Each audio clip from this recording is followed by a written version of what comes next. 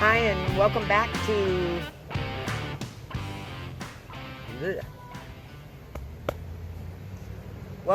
Cat and Dogs on Wheels.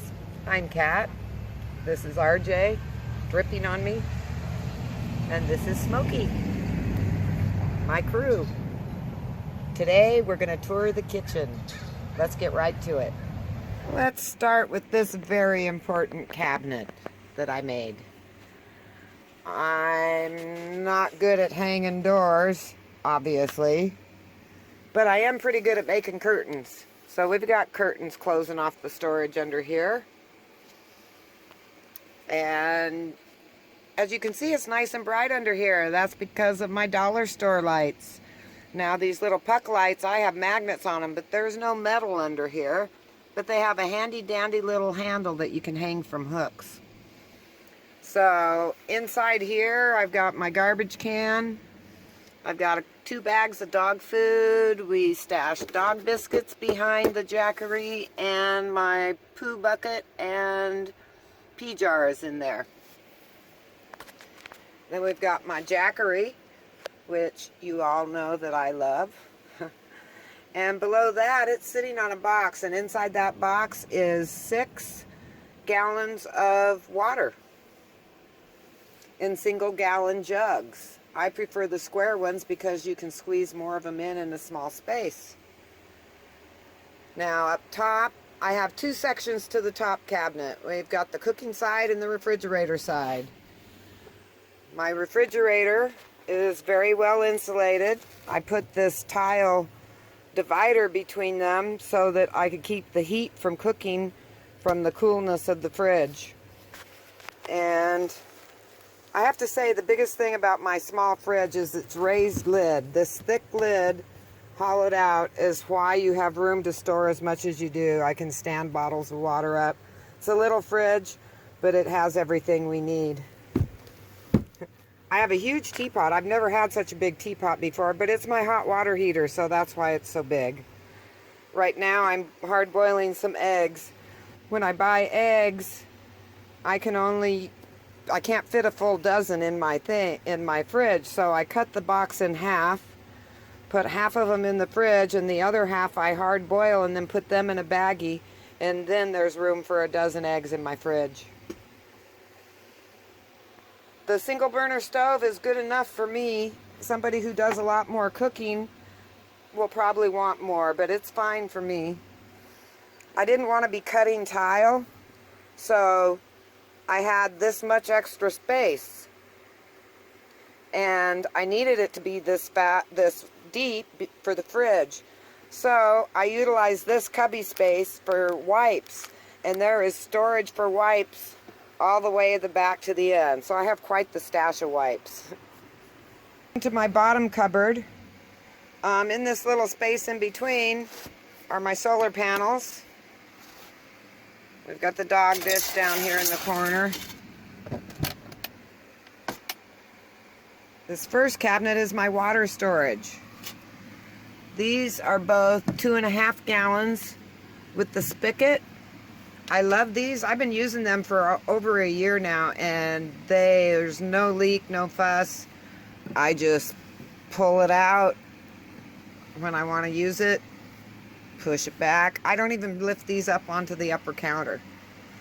And so there's 5 gallons in these. I've got 3 1-gallons behind it, and we've got 9 underneath for water storage. One of the reasons I didn't want a sink is it was going to make me take up a lot of this storage with gray water. And here's my kitchen drawer. Same as any other kitchen drawer. Down in the middle cupboard, I've got more food storage. My far lower one, this is where my pots and pans. I've got a little bit of Tupperware stuff in the back. And my bathroom sink. And some of my bulky food stuff. And smoky syringes are back here. Up top, I've got, plastic bags, baggies, aluminum foil, and some dry package storage. This is, whoops. This little squirt bottle has unfiltered apple cider vinegar and water mix. This is for Smokey. He tends towards yeast. So I spritz this on him and leave it on for a little while before I bathe him. And this is my straight alcohol water mix for cleaning my pee bottle.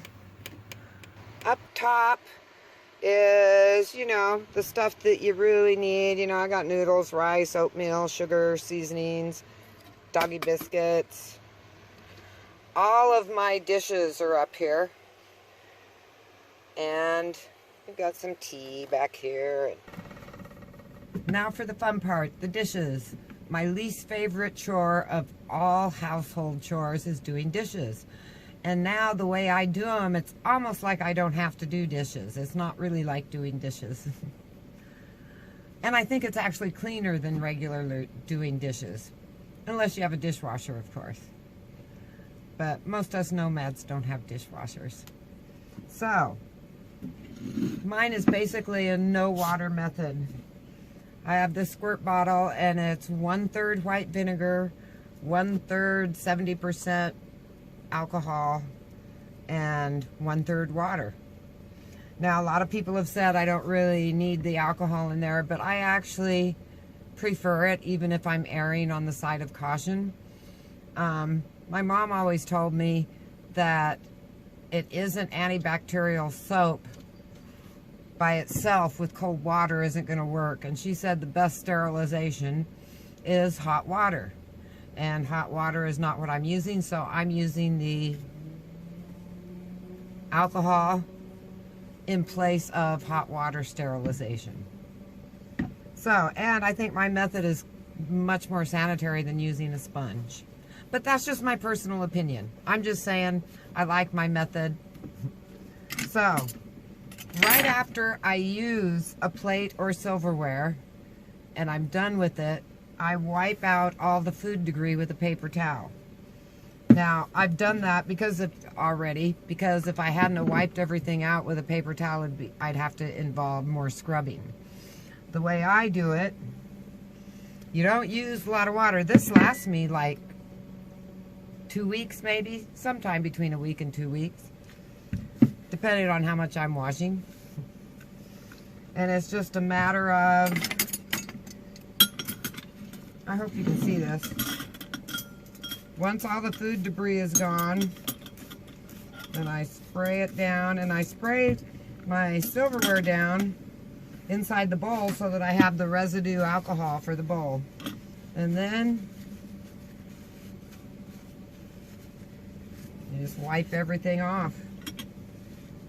Now, if there's extra oil, or I feel like, you know, sometimes I'll spritz them and wipe them twice, depending on what I'm wiping. Especially if it's like the dog dishes or something that the dogs have ate out of, because dog saliva leaves this extra slime.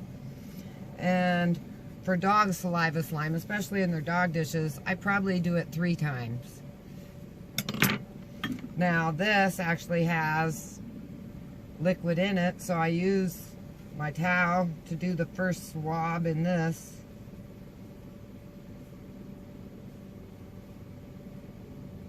And then, like I say, if I thought, sometimes you need an extra wipe.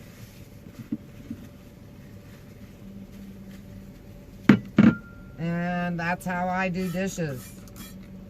No scrubbing ever, ever. Of course, when I don't burn things either, because I'm right here. It's not like I can go in the other room and forget something was cooking. I'm right here, so I have never had, burning has never been an issue. Now I realize that this way of doing it probably wouldn't work for a family. I mean, you have so many more dishes. But for me, and if there's anything I can't stand, it may be my least favorite chore, but it's my worst thing, is dirty dishes in the sink. I hate that. I can't relax if there's dirty dishes in the sink. And voila, that's how I do dishes.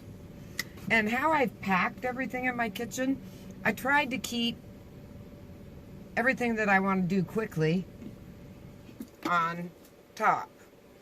But that also means that if there's something on here that I haven't used in a week, it's going to be dusty. So I do a lot of, this area is dusted. I don't necessarily dust my dishes, but I know when I pick them up, like for example, I haven't used this and I can see that it's dusty. So then I would just, before use, give her a quick wipe down.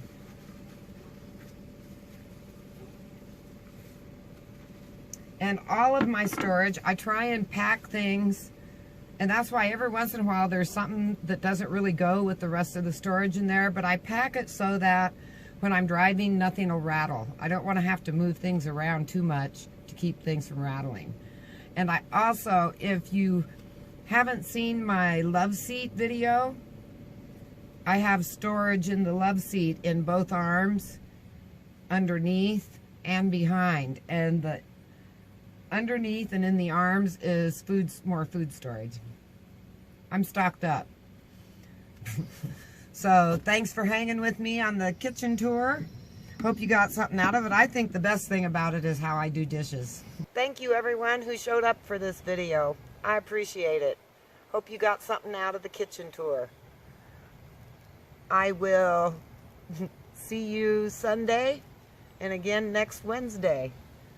I'm not sure about what we're going to be doing on those days, but it's guaranteed to be fun. You guys have a great day. Oh, and here's what my crew has to say.